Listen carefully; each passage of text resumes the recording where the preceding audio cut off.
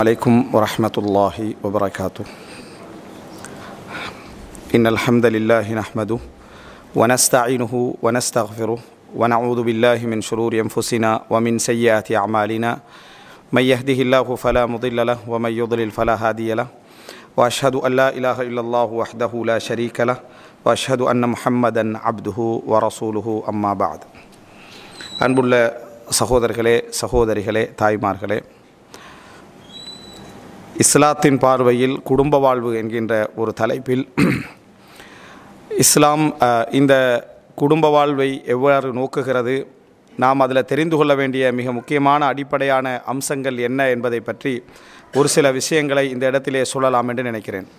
அன்புள்ள சகோதரர்களே சகோதரிகளே, இந்த தலைப்பை பொறுத்தவரைக்கும் எமக்கு எதற்கு தேவை அப்படி என்று சொன்னால், இது எமது வாழ்க்கையில் சில விஷயங்களை புரிந்து கொள்வதற்கு இந்த அடிப்படையான விஷயங்கள் தேவையாக இருந்தாலும், இந்த தலைப்பு இன்று பேசப்படுவதற்கான ஒரு மிக முக்கியமான ஒரு காரணம் என்ன என்று சொன்னால், நாம் வாழ்ந்து கொண்டிருக்கக்கூடிய ஒரு மோசமான சூழல். இஸ்லாம் குடும்ப வாழ்க்கை என்பதை எவ்வாறு பார்க்கிறது என்கின்ற புரிதல் மிக முக்கியமான ஒரு காலகட்டத்திலே நாம் வாழ்ந்து கொண்டிருக்கிறோம். குறிப்பாக அதாவது இன்றைக்கு மீடியாவுடைய வளர்ச்சி மிக மிக மிக மிக அதிகமாகிவிட்டதனால், இந்த மீடியாவுடைய வளர்ச்சியின் காரணமாக முஸ்லீம் அல்லாதவர்களும் முஸ்லீம் சகோதரர்களும் ஒரே இடத்திலே கருத்து பரிமாறக்கூடிய, ஒரே இடத்திலே கருத்துக்களை தெரிந்து கொள்ளக்கூடிய, ஒரே இடத்திலே விமர்சனம் செய்து கொள்ளக்கூடிய, ஒரே இடத்திலே கருத்துக்களை உள்வாங்கக்கூடிய அமைப்பில் மீடியா வளர்ந்துட்டு, ஒரு முஸ்லீம் அல்லாத மாற்று கருத்துள்ள சகோதரரும் அதை என்ன செய்யலாம், பதிவு செய்யலாம், இன்னொருத்தர் வாசிக்கலாம், அவருக்கு இவர் என்ன செய்யலாம், கமெண்ட் பண்ணலாம், அவருடைய செய்திகளை இவர் என்ன செய்யலாம், உள்வாங்கிக் கொள்ளலாம், இவருடைய செய்திகள் அவருக்கு கொடுத்து கொள்ளலாம் என்கின்ற அளவில் மீடியாவுடைய பரம்பல் என்ன செஞ்சுட்டு, சாதாரண 60-70 வயசில் இருக்கக்கூடியவர்களும் கூட ஒரு செய்தியை பார்க்கின்ற அளவில் அவர்களுக்கு மீடியாவுடைய வளர்ச்சி வந்துட்டு, இதன் காரணமாக என்ன விளைவு வந்திருக்கிறது அப்படி என்றால், எப்படி முஸ்லீம் சமுதாயத்துக்கு வெளியே உள்ளவர்கள் குடும்பத்தை பார்ப்பார்களோ, அதே போல் இறை நம்பிக்கையற்ற ஏத்திசம், அதாவது நாஸ்திகவாதிகள் குடும்பத்தை எப்படி பார்ப்பார்களோ, அப்படி பார்க்கக்கூடிய கருத்துக்களில் தவறானவைகளை கூட முஸ்லீம்கள் உள்வாங்க ஆரம்பித்து விட்டார்கள். அவர்களுக்கு அந்த குடும்ப வாழ்க்கை சம்பந்தமான இஸ்லாத்துடைய விரிவான ஒரு விளக்கம் தெரியாததுனால எல்லாரும் குடும்ப வாழ்க்கை சம்பந்தமாக எதை எடுத்துக்கொள்கிறாங்கன்னா, அவங்கவுங்களுக்கு என்னென்ன தேவையோ, கணவன் மனைவி பிரச்சனைகள் என்னென்ன, பெற்றோர்களுடைய பிரச்சனைகள் என்னென்ன, பிள்ளைகளை வளர்க்கிற விஷயங்கள் என்னது, அதை மட்டும் எடுத்துக்கொள்கிறாங்க. இப்படி தான் 70% இருக்கிறாங்க. எனக்கு தேவையற்ற ஒரு பிரச்சனை விஷயத்தில் நம்ம அதை ஒரு அறிவாக எடுத்துக்கொள்கிறவங்க குறைவு. இதில் நமக்கு ஒரு தகவல் இருக்குது, இதில் நம்ம ஒரு விஷயத்தை படித்து கொள்ளலாமே என்று எடுத்துக்கொள்கின்றவர்கள் 70% குறைவு. ஒரு பயானை கேட்டால் கூட இதுக்கு நமக்கு என்ன சம்பந்தம் இருக்கிறது, எனக்கு என்ன தேவை இருக்குது என்ற அளவில் தான் எடுத்துக்கொள்கிறாங்களே தவிர, உண்மையில் இதை நம்ம தெரிந்து வைத்துக்கொள்வோம், படித்து வைத்துக்கொள்வோம், நாளைக்கு நம்ம வழி தவறாமல் இருப்பதற்கு, தவறி போகாமல் இருப்பதற்கு இது உதவும் என்று கேட்கின்றவர்கள் குறைவு. இந்த குறைவின் காரணமாக இந்த செய்திகள் பேசப்படுறதில்லை. குடும்ப வாழ்க்கைன்னு எடுத்தாலே கணவன் மனைவி பிரச்சனை, கணவன் எப்படி நடந்து கொள்ளணும், மனைவி எப்படி நடந்து கொள்ளணும், பெற்றோர்களோடு எப்படி நடந்து கொள்ளணும், அதை முடிச்சிடுறது. இதனால் இந்த குடும்ப வாழ்க்கை சம்பந்தமாக வெளி உலகத்தில் பரவக்கூடிய செய்திகள் இருக்குது. இன்றைக்கி எல்லாரும் எடுத்தால் மீடியாக்கள், ஃபேஸ்புக்கு, டிக்டாக்குன்னு சொல்லி நீங்கள் எதை நினைக்கிறீங்களோ அந்த அளவில் என்ன அதை கெஸ் பண்ணி அதை சஜஸ்ட் பண்ணக்கூடிய அளவில் என்ன தகவல்கள் இன்றைக்கு வரக்கூடிய, குடும்பத்தை பற்றி பேசிப்பீங்க, குடும்பத்தை பற்றி அதில் ஒரு தகவல் என்ன செஞ்சிடும், வந்துவிடும் என்று சொல்லக்கூடிய அமைப்பில் இருக்குது. பலர்கிட்ட நான் கண்டிருக்கக்கூடிய ஒரு பழக்கம் என்ன அப்படின்னு சொன்னால், எந்த பிரச்சனை குடும்பத்தில் வருது அதுக்கேற்ற மாதிரி கோட்ஸ் தேடுறது, அதுக்கேற்ற மாதிரி ஏதாவது வார்த்தைகள் கிடைக்குமாட்டு தேடுறது, ஸ்டேட்டஸை தேடுறது. அப்போ அதில் எவன் போட்டான், யார் போட்டா, எந்த கருத்து சொன்னாண்டெல்லாம் பார்க்குறல, கீழே யாராவது ஒருத்தர் சொல்லியிருப்பார், அதையெல்லாம் பார்க்காம அதை எடுத்து அப்படியே காப்பி பண்ணி என்ன செஞ்சுருவாங்க, ஸ்டேட்டஸில் வைப்பாங்க. அதுக்கு யாருக்கோ ஒரு பதில் இருக்கும், ஒரு மனைவிக்கு பதில் இருக்கும், அல்லது மனைவி கணவனுக்கு ஒரு பதிலை போட்டிருப்பா, அல்லது மகனுக்கு பதிலை போட்டிருப்பாங்க, அல்லது பிள்ளைகளுக்கு பதிலை போட்டிருப்பா, இப்படி யாருக்கோ யாரெல்லாம் பதிலை போட்டிருப்பாங்க. ஆனால் இந்த கருத்து சரியா பிள்ளையாண்டு கூட என்ன யாருடைய உள்ளத்திலும் இது சரியா பிள்ளையாண்டு யோசிக்கக்கூடிய தன்மை இல்லாத அளவில் வந்திருக்கிறது. இப்போ இந்த அடிப்படையில் நீங்கள் நோக்கினீங்கன்னு சொன்னால் எவ்வளவு சிந்தனை போக்குகள் வந்து கொண்டிருக்கின்றனடா. இப்போ நம்ம குடும்ப வாழ்க்கையை பற்றி பேசுகிறோம்.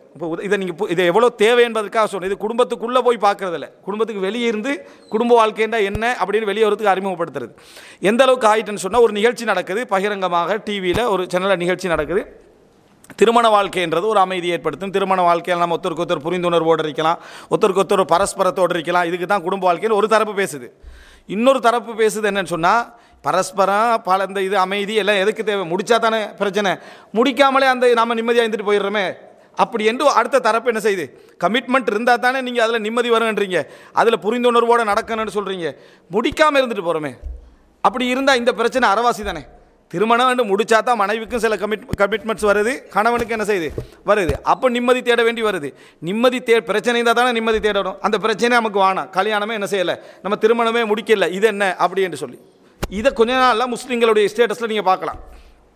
எப்படி போடுறாங்கடா, என்னது, ஒரு பிரச்சனையை தேடி நிம்மதி அடைவதை விட அந்த பிரச்சனையே இல்லாமல் அந்த நிம்மதியும் இல்லாமல் இருக்கிற மிகவும் நன்று. யாராவது ஒருத்தர் சிக்மண்ட் ஃப்ரைட் அப்படின்னு ஏதாவது இங்கிலீஷில் ஒருத்தரை போட்டுருது, அந்த ஒரு கருத்து. அதை உள்வாங்கி என்ன இவ்வளோ அற்புதமான கருத்து, நல்ல கருத்தெல்லாம் ரசூல்லாங்க சொன்னது மாதிரி நம்பிக்கிறது. இவன் எந்த நல்ல கருத்து வந்தாலும் நம்பி இந்த மாதிரியான சிந்தனை நீங்கள் லேசாக நினச்சிடக்கூடாது. சில படித்து பல்கலைக்கழகத்தில் படிச்சுட்டு வரக்கூடிய பிள்ளைகள் அவங்க 5 நேரம் தொழக்கூடியவங்களாக இருக்கிறாங்க, நல்ல மார்க்கம் தெரியும், குர்ஆன் ஓதக்கூடியவராக எல்லாம் இருக்கிறாங்க. திருமணம்டா எனக்கு இப்போ வேணாம், நான் உங்களோட இருந்துகள்றேன், என்ன வாப்பா அம்மாவோட என்ன செய்கிறேன் இருந்துகள்றேன், எனக்கு திருமணத்தில் அவ்வளோவா என்ன இஷ்டம் இல்லை, அப்படி என்ற ஒரு முடிவுக்கு வரக்கூடிய அமைப்பில் பெற்றோர்கள் இதற்காக கன்வின்ஸ் பண்ணுறதுக்காக வேண்டி திருமணம் எவ்வளோ முக்கியம், இதுவரைக்கும் தெரியாது என்ன முக்கியம், அதனால் திருமணம் முக்கியம் தானே அப்படின்ற எதுக்கு முக்கியம் இவருக்கு சொல்ல தெரியாது. இல்லை நீங்கள் எப்படியாவது ஒரு திருமண வாழ்க்கை ஒன்று மிக முக்கியம், பிள்ளைக்கு என்ன செய்கிறாங்க கன்வின்ஸ் பண்ணுறாங்க. இவருக்கு ஏன் திருமணம் முடிச்சுன்னு தெரியாது, பிள்ளைக்கு அதை எப்படி பாஸ் பண்ணுற அறிவு இவருக்கு என்ன இல்லாமல் இருக்கக்கூடிய அமைப்பில் சிறப்பாக இருக்கிறோம். ஒரு சிலர் எந்த அளவுக்கு போயிட்டாங்கன்னா ஆராய்ச்சி செய்கிற பேரில் தேடி தேடி திருமணம் ஏன் இந்த உலகத்திலே நடக்கிறது ஒரு பெரிய கட்டுரைன்னு வருது. அதாவது ஹயாத்தும் பிலா ஜவாஜ், அதாவது லைஃப் வித்தவுட் மேரேஜ், திருமணமற்ற வாழ்க்கை எப்படி இருக்கும் அப்படின்றதுக்கு ஒரு சைனாலேருந்து ஒரு ஆய்வு போட்டிருக்கிறாங்க. திருமணத்துக்கான காரணமே என்ன என்று சொன்னால் சில ஜீன்கள் தான் காரணம். அதில் இந்த மனிதருடைய உணர்வுகளை கடத்தக்கூடிய சில ஜீன் என்ன செய்திருக்குது, அது மட்டும் என்ன மனிதர்கள்ட்ட காலப்போக்கில் குறைக்க ஆரம்பிச்சிட்டோம்னா திருமணம் தேவையில்லை அப்படின்றாங்க. கீழே உள்ள அற்புதமான ஆராய்ச்சி என்ற லெவலில் அவன் என்ன செய்கிறான் போயிட்டு இருக்கிறான். இதை நமது மக்கள் எந்த அளவுக்கு யூஸ் பண்ணுறாங்கன்னா அவனுக்கு இந்த ஜீன் அதை பற்றியெல்லாம் யோசனை இல்லை, பிரச்சனை வர டைமில் அதை தூக்கி யூஸ் பண்ணுறான். சைனாவில் நடந்த ஆய்வு வேண்டு அந்த ஆய்வை யூஸ் பண்ணி இவன் நிம்மதி அடையக்கூடிய நிலைமை நம்ம பார்க்குறோம். இப்போ அன்புள்ள சகோதரி, இதை நீங்கள் இது ஏன் இதை சிந்தனைக்கு எடுக்கிறாங்க இல்லைன்ற சில பெற்றோர்கள் அவங்க ஒரு நல்ல ஒரு கூட்டு குடும்பமாக இந்த கல்வி முறைக்கு உட்படாமல் வாழ்ந்தவங்க. இப்போ அடுத்த ஜென்ரேஷன், இப்போ 2 ஜென்ரேஷன் தான் இதை கல்வியால் வெளியே வந்த ஜென்ரேஷன், இந்த நவீன கல்வி முறையால் வெளியே வந்த ஜென்ரேஷன் ஒரு 2 அல்லது 3 ஜென்ரேஷன் இருக்கும். ஆரம்ப ஜென்ரேஷன் கூட்டு குடும்பம், பாப்பா உம்மா அப்பா பாட்டன் மாமா சாச்சாண்டு ஒரு கட்டுப்பாட்டோட மீடியாவுடைய இது இப்போ என்ன யூடியூபுக்கு பின் என்ன யூடியூபுக்கு முந்தின எடுத்துக்கலாம், அல்ல சோசியல் மீடியாவுக்கு முன் சோசியல் மீடியாவுக்கு பின் 2004 கடைசி 2005க்கு முன்னால் 2005க்கு பின்னால் இப்படி நீங்கள் எடுத்துக்கிட்டீங்கன்னா அந்த காலப்பகுதியில் தான் எல்லா மீடியாக்களும் மக்களுக்கு கையில் என்ன செய்யுது, மிக கூடுதலாக இன்டர்நெட்டுடைய வேகம் நடக்கக்கூடிய காலப்பகுதி. இதுக்கு முந்தின ஒரு ஜென்ரேஷனை பொறுத்த வரைக்கும் அவங்களுக்கு என்ன தான் கருத்து வந்துட்டாலும் லைஃபுடைய கட்டுக்கோப்பு அப்படியே நெருக்கமாக இருந்துச்சு. அதனால் என்ன கருத்து வந்தாலும் உடையிற மாதிரி இருக்கல. இதுக்கு பிறகு வாரவங்க எப்படி இருக்கிறாங்கன்னா நீங்கள் நினச்சிடக்கூடாது நம்ம விளங்குற மாதிரி தான் நம்மளோட பிள்ளைகள் விளங்கி இருக்கிறாங்க. அப்படி இல்லை, டோட்டல் ஒரு சிலபஸே அவங்களுடைய சிந்தனையில் ஊட்டப்பட்டிருக்கிறது. சொல்லப்போனால் திருமணம் என்பது வாழ்க்கையில் ஒரு எக்ஸிடென்ட் மாதிரி படிப்பிக்கப்படுது. வாழ்க்கையில் நடந்த ஒரு விபத்து, சரி அந்த விபத்தால் நம்ம என்ன செய்கிறோம், அந்த பாதிப்புகளை சுமந்து கொண்டு போகிறோம் என்ற அடிப்படையில் தான் படிப்பிக்கப்படுகிறதே தவிர வேறு எது காரணம் இல்லை. இப்படி பிள்ளைகள் வளர்கிறாங்க. இந்த 30% இதை யோசிக்காம இருக்கிறாங்க. ஆனால் படிக்கக்கூடிய சிலபஸில் வரக்கூடிய பிள்ளைகள் இதை ஒரு கஷ்டம் இல்லாத ஒரு வாழ்க்கை எப்படி நம்ம வாழ்கிறது, குறிப்பாக பொருளாதார சிந்தனை போக்கு எப்படி பாதிக்கப்படுகிறது என்பதை தெரியாமல் சில பெற்றோர்கள் இருந்துட்டு. எப்போ பெற்றோர்கள் பிள்ளைகளை பார்க்குறாங்கன்னா அவன் பாதிக்கப்படுறானே, பாதிக்கப்பட்ட பின்னால் இவரை கூட்டிகிட்டு நம்ம என்ன செய்வோம், ஒரு கவுன்சிலிங் பண்ணுவோம்ண்டு அப்போ கூட்டிகிட்டு போகிறாங்க. பாதிக்கப்பட்ட பின் நல்லா படித்தவர் ஏன் இப்படி நடந்துட்டு தெரியாது, அந்த நல்லா படித்த படிப்பில் நீ இந்த படிப்பை எட் பண்ணாதான் காரணம்.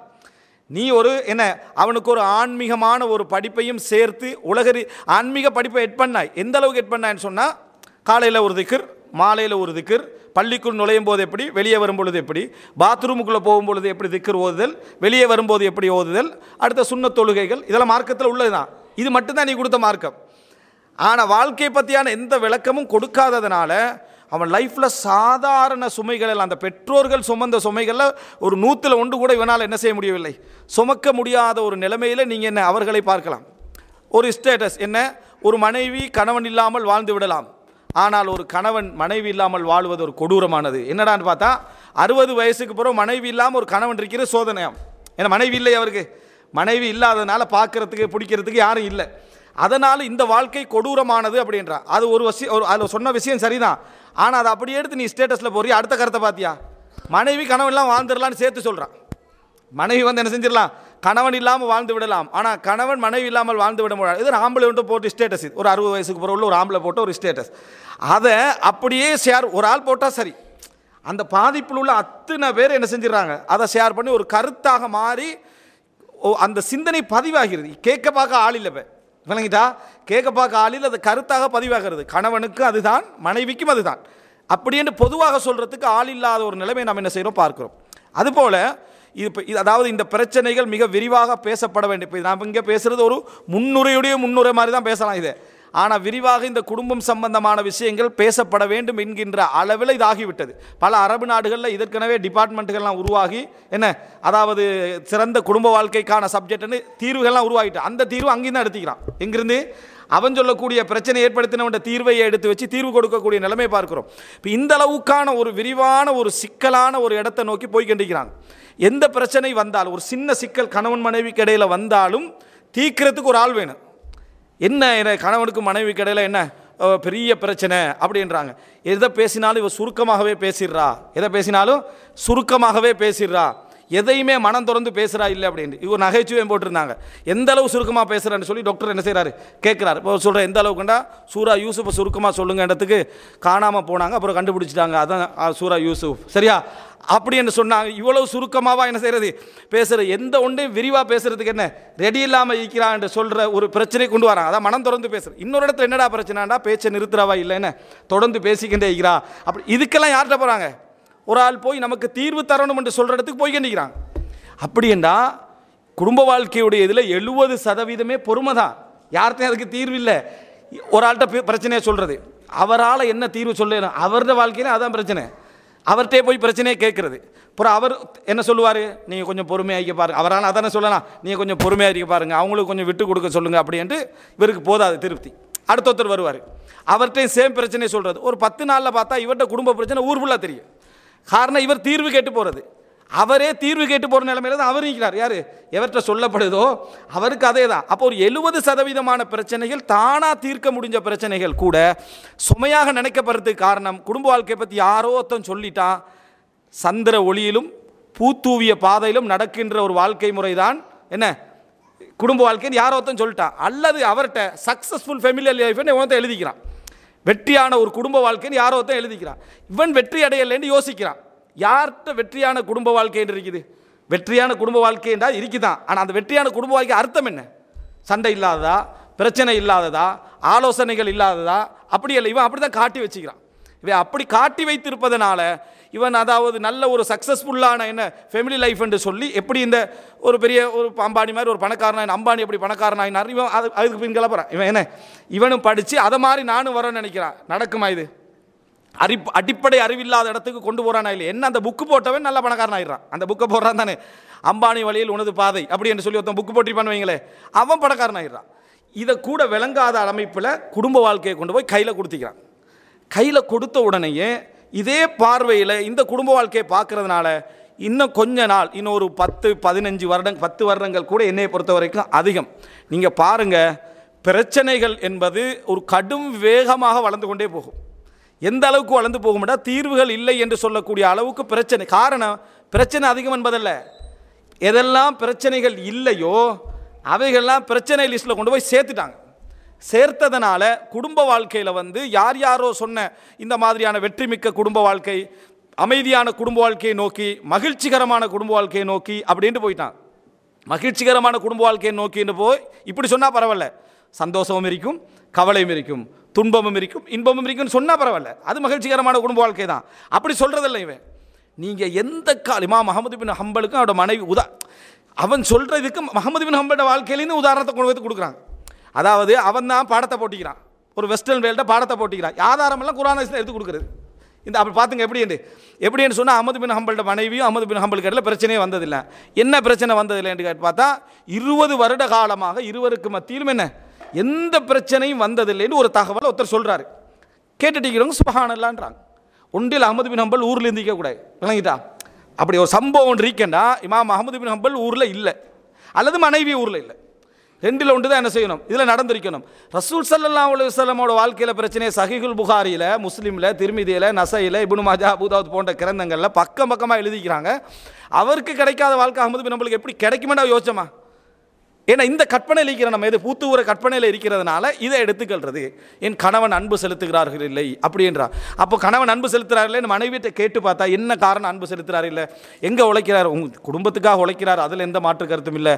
அப்போ லீவுக்கெல்லாம் எங்கே போகிறார், லீவுலையும் வீட்டில் தான் இருக்கிறார், எந்த மாற்று கருத்தும் இல்லை. அப்போ என்ன தான் பிரச்சனை உங்களுக்காக என்ன என்னன்னு கேட்டால் இவன் காட்டி வச்சுக்கிறான். அதாவது வேறொரு உலகத்தில் என்ன காட்டி வச்சுக்கிறான்னா எல்லாத்தையும் விட்டுட்டு அறவர் பேசிக்கிட்டு இருக்கணும் அப்படின்னு காட்டி வச்சுக்கிறான். அறவர் பேசி எனக்காக நேரம் ஒதுக்கிறார் இல்லை. மனைவி கணவனுக்காக நேரம் ஒதுக்கிறது உண்மை. அவனோட வாழ்க்கையில் கணவன் மனைவிக்காக நேரம் ஒதுக்கிறார்கள் உண்மை. உம்மா வாப்பாவுக்கு ஒதுக்காத அளவுக்கு, தண்ட பிள்ளைகளுக்கு ஒதுக்காத அளவுக்கு, தண்ட மற்றவர்களுக்கு ஒதுக்காத அளவுக்கு நல்ல ஒரு கணவன் எல்லாரையும் நான் சொல்லலை, குறையுள்ளவங்க இருக்கிறாங்க. ஆனால் பெரும்பாலும் கணவன் மனைவிக்கு நேரம் ஒதுக்கிறது தான், மனைவி கணவனுக்கு நேரம் ஒதுக்கிறது தான். ஆனாலும் இவன் சொன்னதனால அந்த நேரமெல்லாம் அதுக்குள்ளே வருவதில்லை, அந்த நேரமெல்லாம் அதுக்குள்ளே வருவதில்லை. இந்த மாதிரியான ஒரு சிச்சுவேஷனால் எப்படி ஆகிட்டு அப்படின்னு சொன்னால் உதாரணங்களுக்கு கெட்ட உதாரணங்களும் காட்டுறதுனால இவன் நேரம் ஒதுக்காத மாதிரியான ஒரு மைண்ட் செட்டுக்கு உருவாக்கிட்டான். நல்ல குடும்பம் நம்ம பார்க்குறோம் சக்ஸஸ்ஃபுல்னு சொல்கிற அந்த குடும்ப லிஸ்ட்டுக்குள்ள இருக்கிறவங்க கவுன்சிலிங்கில் போய் உட்காந்துருக்கிறாங்க. என்ன இந்த டீம் வர வேண்டிய அவசியமே இல்லையே என்று பார்த்தா யாரோத்தம் சொல்லிக்கிறான் நேரம் ஒதுக்கிறது இல்லைன்னு.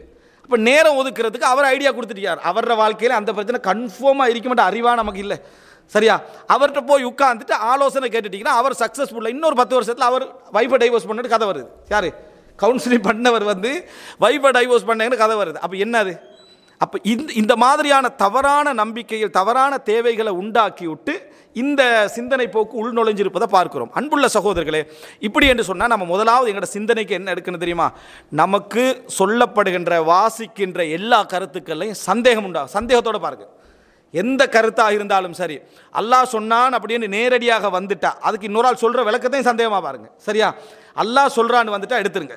ரசூலுல்லாஹி ஸல்லல்லாஹு அலைஹி வஸல்லம் சொல்கிறாங்கன்னு சொன்னால் அதை எடுத்துருங்க. ஒரு சஹாபி சொன்னாங்கன்னு வந்தால் கூட அதை நீங்கள் என்ன செஞ்சுருங்க, எடுத்துருங்க. மற்றபடி உள்ள எந்த செய்திகளையும் நீங்கள் என்ன செய்ய வேண்டாம், உள்வாங்கிக் கொள்ள வேண்டாம், சந்தேகத்தோடு பாருங்கள். அதுக்கு பின்னால் அது நிரூபிக்கப்பட்டிருந்தால் அது உங்களுக்கு உறுதியான ஒரு தகவலாக இருந்தால் போடுங்க. இல்லைண்டா தவறான கருத்தை நீங்கள் மற்றவங்களுக்கு கொண்டு போய் சேர்த்துக்கண்டே இருப்பீங்க, தவறான கருத்தை கொண்டு போய் சேர்த்துக்கிட்டே இருப்பீங்க. ஒரு புக் வருது குழந்தையுடைய, அது பெரும்பாலும் அதாவது என்ன சொல்லுவாங்கன்னா பிள்ளையுடைய முன்னேற்றமின்மைக்கு காரணங்களில் உண்டு கணவன் மனைவியுடைய பிரச்சனை. கணவன் மனைவி ஒருத்தருக்கு ஒருத்தர் வீட்டில் சின்ன சின்ன சண்டைகள் இருக்குமே, இதை பார்த்து வளரக்கூடிய பிள்ளைகள் விரக்தியுள்ள பிள்ளைகளாக வருகிறது அப்படின்னு. அதாவது அதை மறைச்சி சண்டை பிடிக்கணும். நீங்கள் என்ன சண்டைகள் பிரச்சனைகள் வந்தாலும் அதை மறைச்சி என்ன வச்சுக்கணும், மறைத்து அதாவது ஒரு சச்சரவு பிரச்சனைகளை வைத்துக்கொள்கிறன்றது ஒரு டீசன்சி தான், அது மாற்று கருத்து இல்லை. ஆனால் மீறி ஒரு கணவனுக்கு மனைவி கடையில் பிள்ளைக்கு முன்னுக்கால 2-3 சச்சரவுகள் வந்தால் பிள்ளையோட ஃபியூச்சர் பாதிக்கப்படுது என்று நினச்சி ஒரு கட்டுரையை போட்டுறான். இந்த கட்டுரையை மொழிபெயர்க்கிறான், இந்த கட்டுரையை பரத்துறான், உலகம் ஃபுல்லாக போய் சேர்ந்துருது. அது உண்மையான கருத்தாக பதிவு செஞ்சாச்சா, உள்ள மேத்துக்கண்டுட்டா, அதை அறிவாக நம்பிட்டான். இப்போ புள்ள ஃபெயில் ஆகிட்டு எக்ஸாமில், நம்ம நேற்று சண்டை பிடிச்சதான் புள்ள ஃபெயில் ஆகிறதுக்கு காரணம், அவன் முன்னேறலை, நம்ம சண்டை பிடிச்சது தான் அவன் முன்னேறாததுக்கு காரணம். அப்புறம் திருப்பி என்ன பார்க்குறான், சக்ஸஸ்ஃபுல் ஃபேமிலி லைஃப், அந்த கட்டுரையை பார்க்குறான். ஸோ எங்களோட ஃபேமிலி லைஃப் என்ன ஃபெயிலியர் ஆனது, வந்துடுறா 2. 3வது என்ன பார்க்குறான், விரக்தியின்மை. அப்படி தஸ்குனு இலைகா, உனது மனைவியை படைத்தது அமைதி அடைவதற்காக வருது.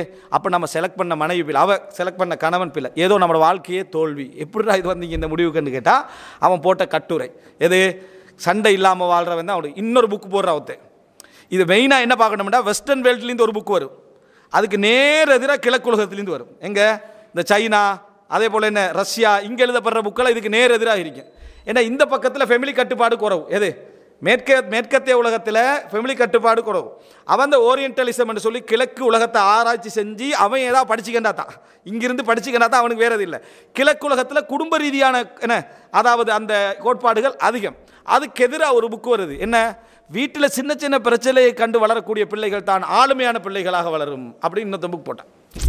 ஏண்டா அவனுக்கு எல்லா பிரச்சனையும் தெரியுமென்றதுனால பிரச்சனையை வெளியே கொண்டு போய் சந்திச்சா நம்ம இதை விட 1000 என்ன செஞ்சுக்கிறோம் பார்த்துக்கிறோம். அவன் இப்போ தாராளமாக நம்ம மகளை திருமணம் முடிச்சு கொடுக்குறோம். மகளுக்கு வந்து ஹஸ்பண்ட் ஏதோ கோவத்தில் ஏசிட்டான், வாழ்க்கையிலே தண்டை வாப்பா தண்டை உமாவுக்கு ஏசுறது கண்ணால் காணலைன்னு வைங்களே, அவன் என்ன நினைப்பா, இப்படி நம்மளுக்கு ஏசுற இப்படியுமா உலகத்தில் மனிதர்கள் இருப்பார்கள் அவங்க நினைப்பான்.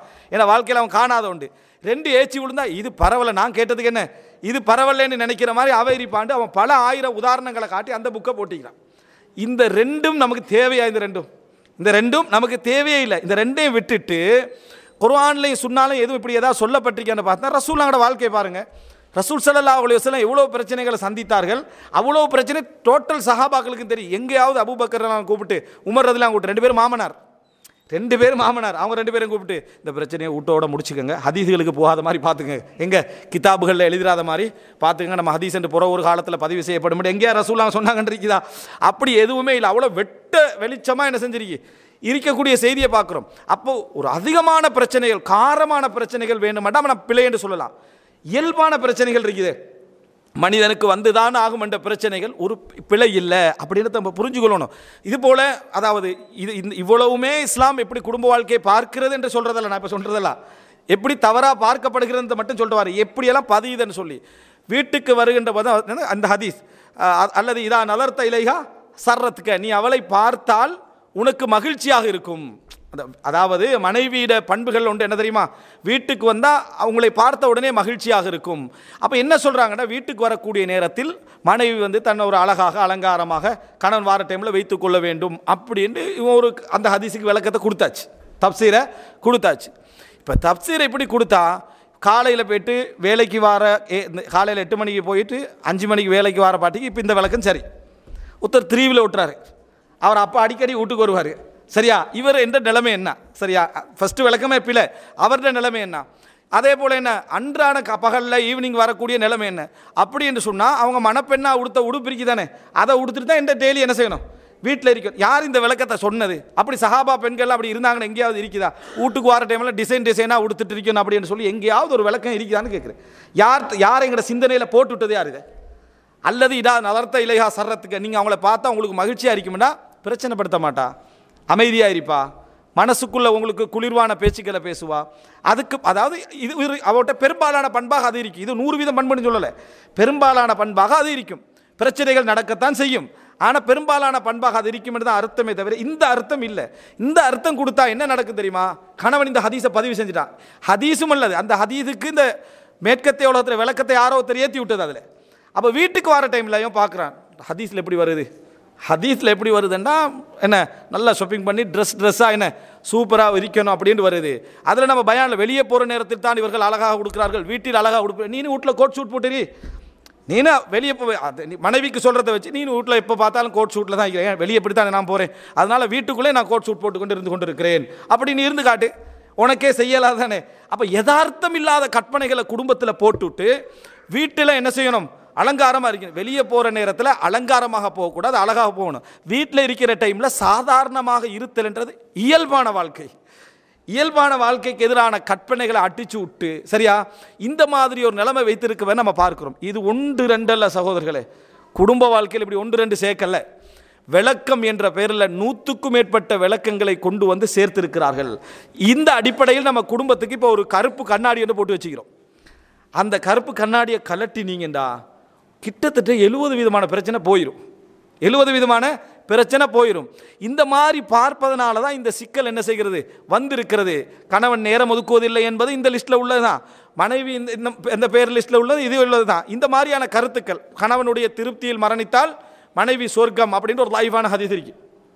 மரணிக்கிற நேரத்தில் கணவனுடைய திருப்தியில் அந்த மனைவி என்ன செஞ்சிடா, மௌத்தாகிட்டா, அப்போ சொர்க்கம். அப்போ அந்த மனைவி பார்க்குறா, இவனுக்கு செய்கிற வேலையெல்லாம் நான் செஞ்சுக்கிறேன், அவ்வளவு உதவிகளையும் செஞ்சுக்கிறேன், சப்போர்ட்டாக வேந்திக்கிறேன், இவன் ஏதோ கெட்ட கேட்டுக்கு திருப்தி இல்லாமல் மௌத்தாகிட்டான்டா, நம்ம என்ன செய்யுது, நம்மளோட சொர்க்க நரகம் இவன்ட்டு இருக்க நினைப்பாங்களா இல்லையா? நினைப்ப இந்த பயான அதாவது ஹதீஸில் என்ன வருதுன்ற உதாரணமாக ஹைருக்கும் லியஹ்லி, அடுத்த ஹதீஸ் அந்த தரப்பு, உங்களில் மிகவும் சிறந்தவர் உங்கள் குடும்பத்திலே சிறந்தவர். இந்த ஹதீஸை வச்சு யாருக்கு மனைவி சான்றிதழ் வழங்குகிறாரோ, என்ன கணவன் மிகச் சிறந்தவர் என்று சான்றிதழ் யாருக்கு வழங்குகிறாரோ அந்த கணவன் தான் சிறந்தவர் என்று நடக்கிற காரியங்களா, சரியா? அப்போது மனைவி கணவனுக்கு என்ன சான்றிதழ் கொடுக்கணுமா, 100% நல்லவர். எந்த ஒரு நல்ல மனைவியாக இருந்தாலும் இன்னொருவர்கிட்ட போட்டிக்கு புகழ்கிற டைமில் 100% விட்டு கொடுக்க மாட்டாதான். தனியண்டு வந்தால் உங்களை நான் விட்டு கொடுக்காமல் பேசினதே நீங்கள் விளங்கிக்கிறோம், உங்கள்ட்ட உள்ள தவறு உங்களுக்கே தெரியுமென்னு தனியை சொல்ல வாய்ப்புகள் அதிகம், சரியா? அப்போ ஹைருக்கும் லியஹ்லி ஏண்டா உங்களுக்கு சான்றிதழ் தாரதல்ல, நீங்கள் சிறப்பாக நடந்து கொள்வது, நீங்கள் அவர்களோடு சிறப்பாக நடந்து கொள்ளணும். அவங்க சான்றிதழ் தந்தாலும் தராது விட்டான். அதே போல் மனைவியும் அப்படி தான். அவர் திருப்தி அடைஞ்சாலும் திருப்தி அடைஞ்சாலும் நமக்கு என்ன, அதில் சப்ஜெக்ட் இல்லை. இதை நம்ம சொல்லிக் கொடுக்கணும். இதை சொல்லிக் கொடுக்காததுனால பிரச்சனைகள் இரட்டிப்பாக போவதை என்ன செய்கிறோம், பார்க்கிறோம். அன்புள்ள சகோதரர்களே, இந்த பார்வைகள் எல்லாம் ரெண்டில் ஒரு விஷயத்தில் வந்திருக்கு. ஒன்று மேற்கத்திய உலகத்தில் கருத்துக்களை குர்ஆன் ஹதீஸோடு ஒப்பிடாமல் தலையில் போட்டுக்கின்றது, அல்லது மேற்கத்திய கருத்துக்களை இருக்கிற குர்ஆன் ஹதீஸ் வசனங்களுக்கு ஏற்றி விட்டது, அதில் ஏற்றி விட்டு அப்போ அது குர்ஆன் ஹதீஸ் மாதிரி என்ன செய்கிறது, அதை நம்ம பார்க்கக்கூடிய ஒரு சூழ்நிலை உருவாக்கி விட்டதான் இதற்கான காரணம் என்பதை நம்ம என்ன செய்ய வேண்டும், புரிந்து கொள்ள வேண்டும். அப்போ இதை நீங்கள் உதாரணமாக எடுத்துட்டீங்கன்னா எவ்வளவு தவறான கருத்துக்கள் எங்களுக்குள்ள நுழைஞ்சிருக்கும் என்றதுக்கு இந்த சின்ன உதாரணங்கள் உங்களுக்கு போதும்.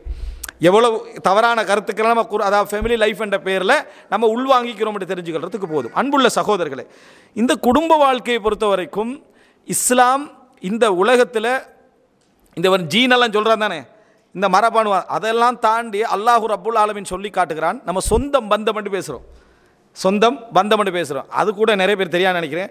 சொந்த பந்தம் எல்லாம் பெரியம்மா சாட்சிமாரை தான் சொந்த பந்தம் என்று தமிழில் சொல்கிறாங்களேன்னு நினச்சிருக்க வாய்ப்பு இருக்கு.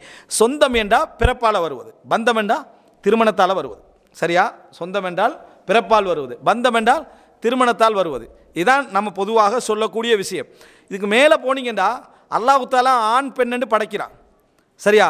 அந்த ஆணிலிருந்து பெண்ணை படைக்கிறான், அந்த ஆணிலிருந்து பெண்ணை படைக்கிறான். அந்த ஆணுடைய மனைவி தான் பெண். இது சொந்தமா பந்தமா? சொந்தமும் தான் பந்தமும் தான். ஏன், அந்த ஆணிலிருந்து படைத்தது யார்?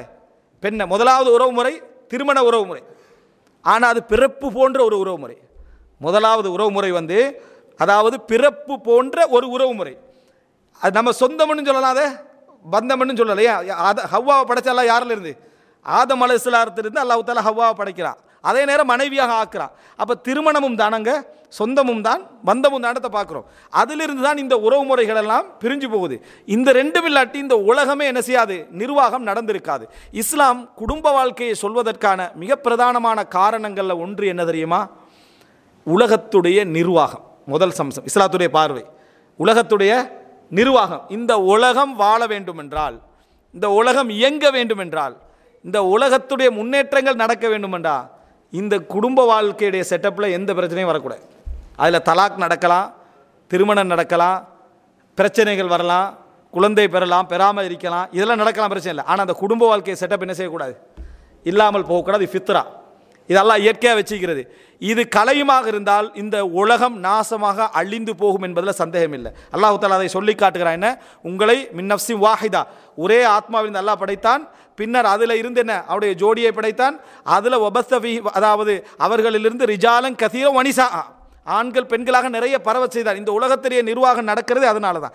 இதை நீங்கள் உலகத்துக்கு போவானா, சிம்பிளாக உங்களே நீங்கள் கற்பனை பண்ணுங்கள். வீட்டுக்கு போய் ஒரு பட்டியல் போடுங்க. திருமணம் என்ற ஒரு அல்லாஹ் ஏற்படுத்திய விதிமுறை இருந்ததால் எனக்குள்ள உலக தொடர்பும், இல்லாது விட்டால் எனக்குள்ள உலக தொடர்புன்னு ஒரு பட்டியல் வைங்க. திருமணம் என்று வந்ததுனால எனக்குள்ள உலக தொடர்பும், திருமணம் இல்லாதனால உள்ள உலக தொடர்புன்னு ஒரு பட்டியல் போட்டிங்கன்னா, திருமணம் முடித்ததுனால தான் நீங்கள் உலகத்தை கொஞ்சம் தள்ளி விட்டீங்க, முன்னுக்கைக்கு முன்னேற்றி விட்டீங்க. வண்டியை பெருசாக்கினீங்க, வீட்டை பெருசாக்கினீங்க, சம்பாத்தியத்தை பெருசாக்கினீங்க, தொழிலை மாற்றினீங்க, உடுப்பை அதிகரிச்சிங்க, கவனங்களை கூட்டினீங்க. இந்த மாதிரி அதாவது என்னது ப்ரொடக்டிவிட்டின்னு சொல்லுவாங்களே, தயாரிப்பு நிலைகளை என்ன செஞ்சீங்க, கூட்டினீங்க. இதெல்லாம் எதனால் நடந்தது தெரியுமா? கல்யாணம் என்று முடிக்க போய் தான். இது நீங்கள் ஒருத்தர் செஞ்சது. இந்த நீங்கள் ஒருவர் இதை செய்யவில்லை என்றால் நீங்கள் என்ன செஞ்சுருப்பீங்கன்னா, போது நமக்கு என்னத்துக்கு பெரிய சம்பளம், நம்ம உமா கொடுக்க போகிறோம், பாப்பா கொடுக்க போகிறோம், தம்பி கொடுக்க போகிறோம், தங்கச்சி கொடுக்க போகிறோம், இவ்வளோதான். ஆனால் டபுள் ஆக வேண்டிய அவசியம் உண்டு இல்லை. நான் அங்கே இருந்து கொள்வோம். லேசாக முடிவெடுப்பீங்க. ஒரு தொழிலை வேகமாக விட்டுட்டு என்ன செய்வீங்க, போவீங்க. அதே நேரம் வீட்டை பெருசாக நினைக்க மாட்டீங்க. ஒரு வாகனத்தை வாங்கணும்னு என்ன செய்ய மாட்டீங்க, நினைக்க மாட்டீங்க. சாதாரணமாக எனக்கு என்னத்துக்கு அப்படி என்ற கேள்வி உங்கள்கிட்ட அதிகமாகவே என்ன செய்யும், இருக்கும். அப்போ உலகத்தில் கொஞ்சம் உங்களுடைய பங்களிப்பு அதிகமானதே குடும்பத்தால் தான். நீங்கள் திருமணத்தால் தான் அதிகமாகுது. இந்த திருமணம் என்கின்ற ஒன்று இல்லைண்டா நீங்கள் சம்பாத்தியத்தை கூட்டணும்னு கூட என்ன செய்ய மாட்டீங்க, நினைக்க மாட்டீங்க. இன்னும் கொஞ்சம் ஒரு 10,000 வாங்கிட்டீங்கிற, ஒரு 12,000 நினைக்கிறது, ஒரு 13,000 நினைக்கிறதே அதனால தான் குடும்ப பொறுப்பால் தான். ஆனால் இதையே மாற்றி காட்டுறான். எப்படின்னா, தேவையா உனக்கு இந்த கல்யாணத்தை முடிச்சுட்டு 2,000 இருந்ததை 12,000 கூட்ட வேண்டிய அலைச்சல் தேவையான்னு கேட்குறான். தேவை. அதனால தான் உலகம் இயங்குகிறதுன்னு இஸ்லாம் சொல்லுது. உலகத்துடைய அமாருல் அர்த், இந்த உலக நிர்வாகமே இயங்குவது இந்த குடும்ப வாழ்க்கை தான். இது ஒத்தர் இப்படி கோடான கோடி பேர் இருப்பதனால தான், கோடான கோடி பேருடைய பங்களிப்பால் தான் இன்றைக்கு உலகம் முன்னேறிச்சு. இந்த உலகம் என்னது? முன்னேறியது. குடும்ப வாழ்க்கை முறையால் தான் உலகம் முன்னேறுகிறது. இந்த குடும்ப வாழ்க்கை முறை இல்லை என்றால் புதிய கண்டுபிடிப்பு என்ற சிந்தனையே வந்திருக்காது மனிதருக்கு. வேகமாகணும் என்ற சிந்தனையை என்ன செஞ்சிருக்காது, வந்திருக்காது. மனிதனுடைய உணர்வுகள், கவலைகள், வேதனைகள் ஒரு ஒரு ஒரு 10-20 வருஷத்துக்கு முன்னால் வெளிநாட்டில் தொழில் செய்யக்கூடியவன்ற கவலைகள் என்னதாக இருந்திருக்கும்? அந்த கவலைகள் எல்லாம் ஒரு சேர ஒரு திறமையானவனுக்கு போயிடும். கோடிக்கணக்கான மக்களுடைய கவலை, தொடர்பாட முடியவில்லை என்ற கவலை யாராவது ஒரு சிந்தனையாளனுக்கு போய் சேரும். அந்த சிந்தனையாளன் என்ன செய்வான்? உன்னை கண்டுபிடிக்க என்ன செய்வான்? முயற்சி எடுப்பான். அதனுடைய விளைவுதானே மீடியா. இந்த கவலையே ஒருத்தனுக்கு இல்லைன்னு வைங்களேன், நம்மளை காட்டி வச்சுக்கிறாங்களே, நம்ம குகையில் வாழ்ந்தோண்டு, சரியா? அப்படி குகையில் இருந்திருந்தால் நமக்கு இந்த பிரச்சனை என்ன இல்லைன்னு ஆகிரும். அப்போ மனிதன் முன்னேறுகின்ற பின்னணியே இந்த உலகத்துடைய நிர்வாகமே தான். நீங்கள் பெரிய இடத்துக்கு போகுவானா, உலகத்தில் முன்னேறத்துக்கு நமக்கு என்னத்துக்கு குடும்பத்துக்கு சம்பந்தம், அந்த லெவலுக்கு போகுவானா? அதுதான் விதி. இஸ்லாத்துடைய பார்வை அதுதான். ஊருடைய முன்னேற்றம். இப்போ நீங்கள் இருக்கக்கூடிய ஒரு ஊரை எடுங்க, ஒரு 20 வருஷத்துக்கு முந்தி போய் பாருங்கள். அந்த ஊரில் உள்ள தொழில்களும் 20 வருஷத்துக்கு பிறகு இங்கே பாருங்கள், விழுந்து அடித்த இடமெல்லாம் கடை, விளங்கிட்டா? விழுந்து அடித்த இடமெல்லாம் கடையாக இருக்குது. விழுந்தாலும் இன்னொரு ஆள் ஒரு கடையில் தான் போய் என்ன செய்கிறோம், உழுவுற அளவுக்கு விட்டுட வாசலில் அங்கே இங்கே எல்லாம் கடை. எப்படி இவனுக்கு வியாபாரம் நடக்குது நமக்கு தெரியலை, அவனுக்கு இது வியாபாரம் நடக்குதான்னு அவனுக்கு தெரியலை. கடை போடணும், உழைக்கணும். அவனுக்கு இருக்கிற இடத்துல ஒரு கடையை திறந்துடுறான், ஒரு கீரை கடையாக செஞ்ச திறந்து. முன்னேற்றம் வருவதற்கான பின்னணியே குடும்பம் தான். அதனால தான் சொல்லுவாங்க, கல்யாணம் பிடிக்கிறான் சில வசனங்களை சொல்லுவாங்க, கால் கட்டு போட்டு விட்டா தான் சரி அப்படின்னு சொல்லி. கால் கட்டுனா என்ன? அவன் உழைச்சே ஆகணும், வணங்கிட்டா? உழைச்சே ஆகணும் என்று சொல்கிறத கால் கட்டு போட்டுவிட்டா சரி என்று சொல்லுவார்கள். இந்த மாதிரியான வார்த்தைகள் இந்த குடும்பத்துடைய முன்னேற்றத்துக்கு ஒரு காரணமாக இருக்கிறத பார்க்குறோம். குடும்பத்துடைய வளர்ச்சிக்கு காரணமே அதாவது உலகத்துடைய வளர்ச்சிக்கு காரணமே, முன்னேற்றத்துக்கு காரணமே இந்த பொருளாதார அதாவது நிர்வாகத்துக்கு காரணமே இந்த குடும்ப வாழ்க்கை முறைதான்றதை புரிஞ்சுக்கிறோம். ஒன்று.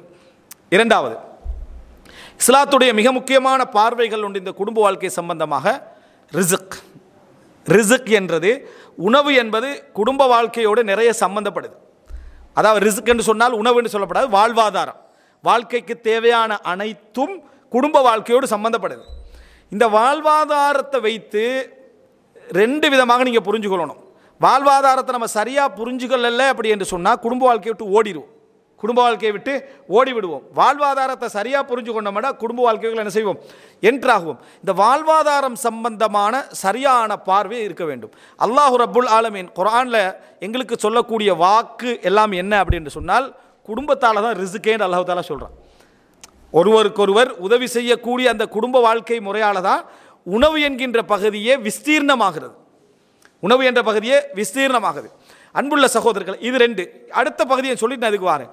3வது என்ன அப்படி என்று சொன்னால், இந்த திருமண வாழ்க்கை எதற்காக தேவைப்படுகிறதுனா மனிதனுடைய எதிர்கால நிகழ்கால சேஃப்டிக்கு, பாதுகாப்புக்கு. சரியா?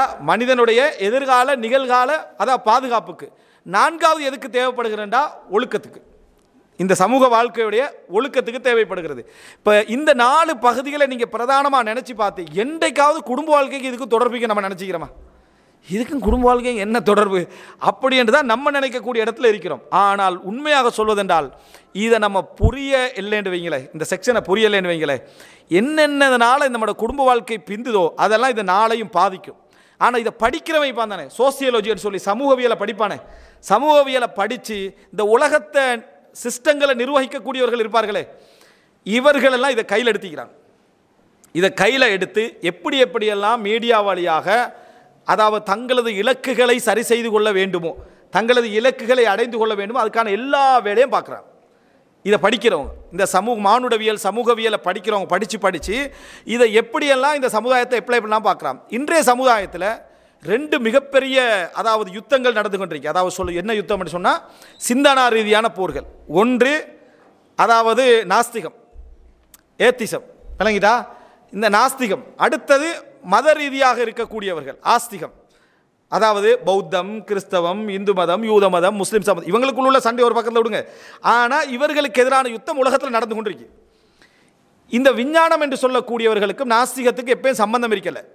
இறைவன் இல்லை என்று சொல்லக்கூடியவர்களுக்கும் விஞ்ஞானத்துக்கு சம்பந்தம் இருக்கலை. 1950க்கு பிறகு விஞ்ஞானமும் நாஸ்திகமும் திருமணம் செஞ்சுக்கிட்டு, விளங்கிதா? எப்படி? விஞ்ஞானமும் நாஸ்திகமும் திருமணம் முடிச்சாச்சு. திருமணம் முடிச்சு விஞ்ஞானி என்றா அவன் நாஸ்திகன் என்ற இடத்துக்கு வந்தாச்சு, விஞ்ஞானண்டா அவன் கடவுள் இல்லை என்று சொல்கிற இடத்துக்கு வந்தாச்சு. இப்போ என்ன செஞ்சிட்டானுங்க தெரியுமா? நீங்கள் நல்லா அவதானிச்சுக்கோங்க. இந்த ரெண்டு இதால் அவங்க போடுற சிஸ்டங்களும் அவங்க போடுற டிசைனும் தான் சர்வதேச உலகத்தில் மார்க்கெட் செய்யப்பட்டு ஒவ்வொரு இடத்துலையும் சிலபஸுகளாக மாற்றப்பட்டு நமது ஊரில் படிப்பிக்கப்படுகின்ற முஸ்லீம் பாடசாலைகளுக்கும் வந்திருக்கு.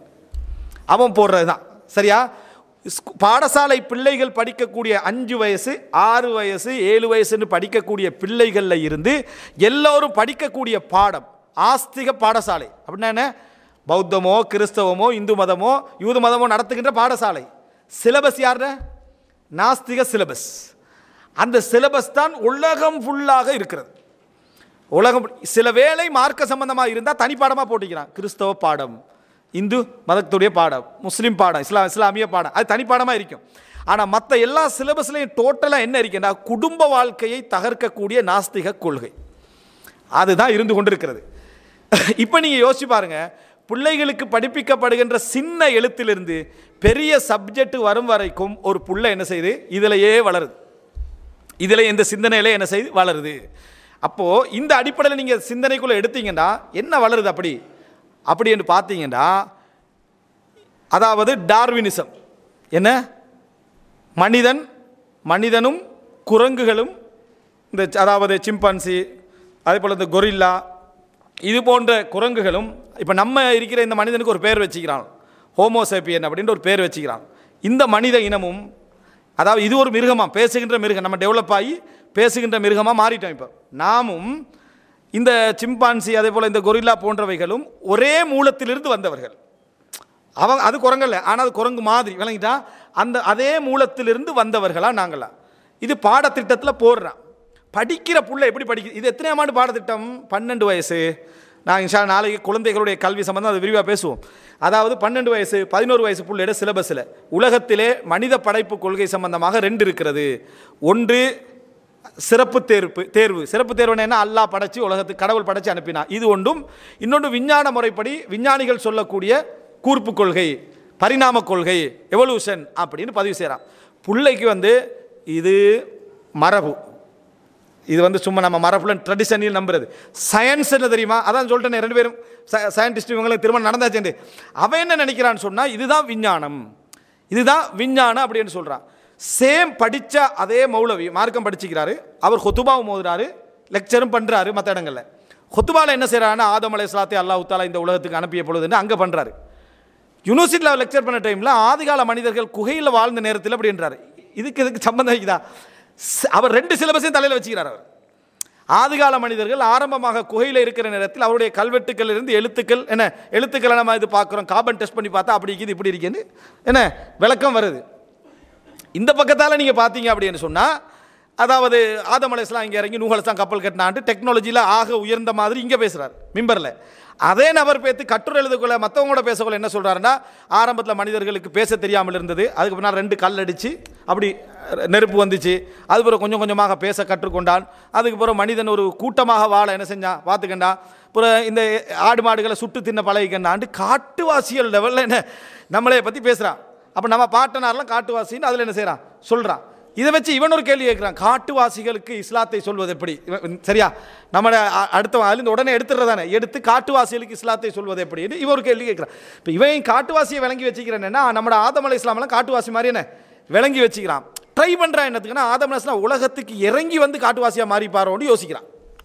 இறங்கி வந்துட்டு அதுக்கப்புறம் கொஞ்சம் லேட்டாகி காட்டுவாசியாக மாறிப்பாரோன்னு யோசிக்கிற அளவுக்கு விஞ்ஞானத்தை படிப்பிச்சு விட்டாங்க. இப்போ நீங்கள் யோசிங்க, நம்ம குரங்கிலிருந்து தான் வந்தோண்டா கல்யாணம் இல்லாத ஒரு சமுதாயமாக இருந்திருப்போம்னு மனசில் பதிய வச்சுட்டான். குரங்கிலிருந்து வந்த அந்த கருத்து சரியானு வைங்களேன். அப்போது கல்யாணம் இல்லாத சமுதாயம் தானே, திருமண நடைமுறை இல்லாத சமுதாயமாக இருந்தான். இவனுடைய முழு எண்ணமும் என்னன்னா, திருமணம் என்பது மனிதனுடைய ஒரு ஆர்வத்தால் ஏற்படக்கூடிய ஒரு அம்சம் என்றதை பிள்ளைகளுக்கு சிலபஸில் பதிவு செய்கிறான். பதிவு செஞ்சு எதுக்கு கொண்டு வரான்னு சொன்னால், நாளைய சமுதாயத்தில் திருமணத்தை முக்கியத்துவம் இல்லாமல் ஆக்கி நம்ம கற்பனை கண்ட அந்த குரங்கு வம்சத்தில் கொண்டு போய் சேர்த்துடணும். இதில் ஃபியூச்சரை கொண்டு போய் சேர்த்துடணும். அதுக்கு இப்போ முதலாவது அவன் கொண்டு வந்திருக்கக்கூடிய சப்ஜெக்ட் தான், குடும்ப விஷயத்தெல்லாம் ஒழிச்சு கட்டுறதுக்கு கொண்டு வந்திருக்க சப்ஜெக்ட் தான் ஜெண்டர் ஈக்குவலிட்டி, பாலின சமத்துவம். பாலின சமத்துவம் சிலபஸ் எல்லாம் சும்மா கொண்டு வர மாட்டான். சைத்தான் எப்படி சிலபஸை கொண்டு வருவான் யோசிச்சு பாருங்க. ஆதம் அலைஹிஸ்ஸலாத்துக்கு ஒரு சிலபஸை கொண்டு வந்தானே சைத்தான். சொர்க்கத்தை கொடுத்து நல்ல முறையில் வாழுங்கன்னு சொல்லி எல்லா செட்டப்பையும் பண்ணி ஒரு பிரச்சனையுமே இல்லை. அப்படி உழைக்காமல் சாப்பிட்றது சொர்க்கம் என்ன?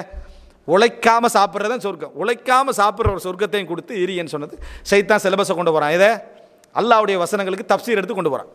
அல்லாஹ்வுடைய வசன தப்சீர் எழுதுனா மானஹாக்குமா ரப்புக்குமா அன் ஹாதிஹி ஷஜரா இல்லா அன் தக்கூனா மலக்கைனி அவ் தக்கூனா மினல் ஹாலிதீன். அல்லாஹ் உங்களுக்கு இதை தடுத்ததெல்லாம், தடுக்கவில்லைன்னே அவன் சொல்லலை, தடுத்ததெல்லாம் நீங்கள் சொர்க்கத்தில் நிரந்தரமாக தங்கிருவீங்க என்று தான் அல்லாஹ் தடுத்தான். இப்போ நாங்களாம் அமல் செஞ்சுட்டீங்க எதுக்கு? சொர்க்கத்தில் நிரந்தரமாக தங்குறதுக்கு. அப்படி என்றதை விளக்கத்தை கொடுக்குறான் சைத்தான். ஆரம்பத்தில் சைத்தாண்ட சிலபஸை ஏற்றுக்கலை.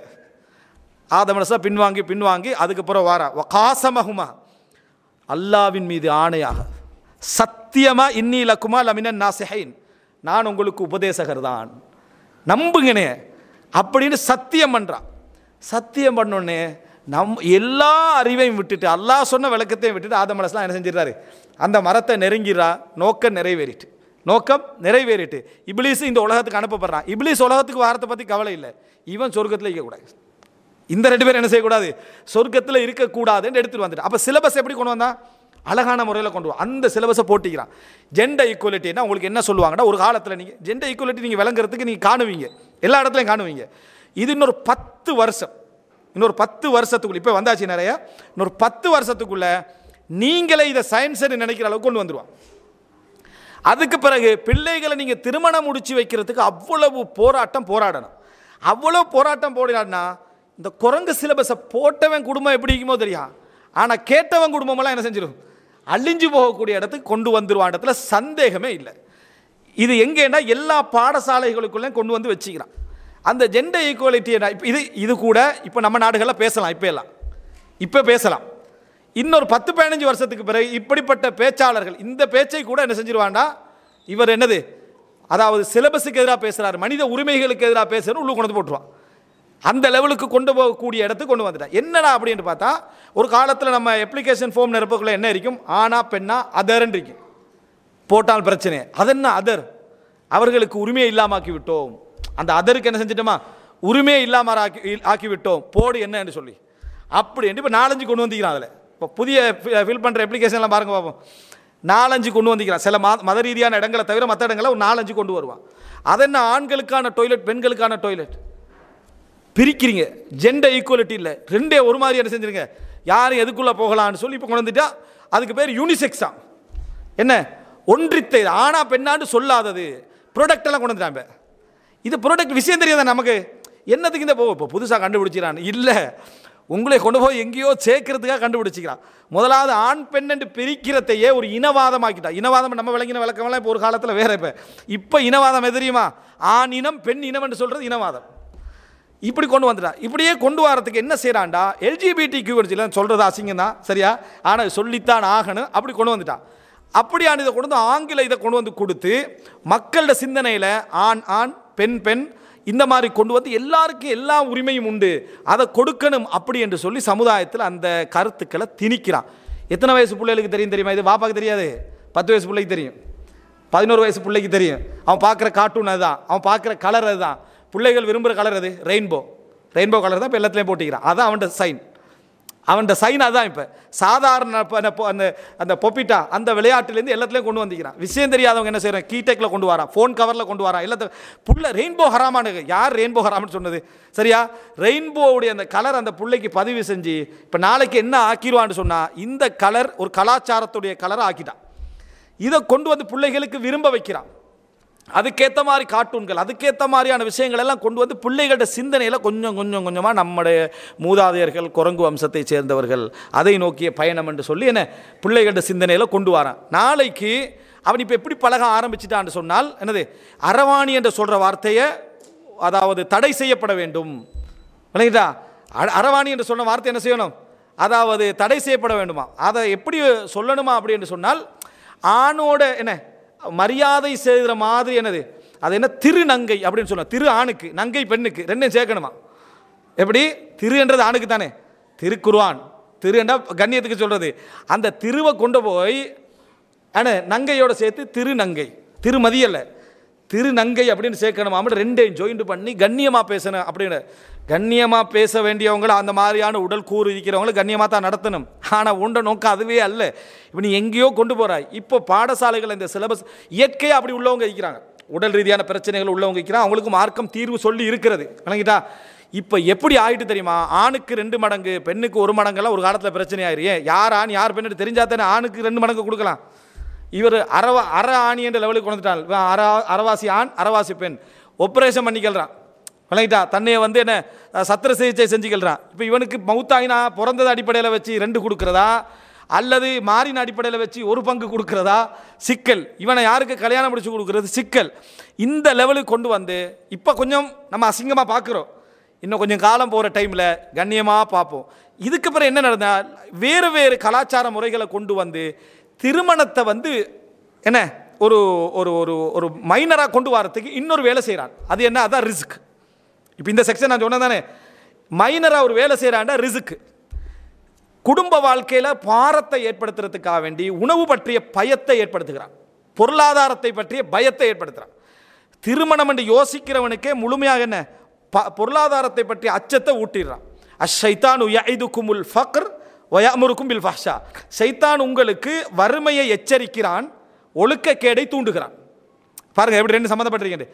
வறுமையை எச்சரிக்கிறான், ஒழுக்கக்கேட்டை தூண்டுகிறான். ஒருத்தன் வந்து நான் படிச்சுட்டிருக்கிறேன், இப்படித்தான் இப்போ நம்ம திருமணம் முடிப்போம்னு நினச்சி, உனக்கு எத்தனை வயசு? 18. 18 வயசில் கல்யாணமா அப்படின்னு கேட்குறான். 18 வயசில் கல்யாணமா அப்படின்னு. இதை வந்து யார் இப்படி பேசுகிறான் தெரியுமா?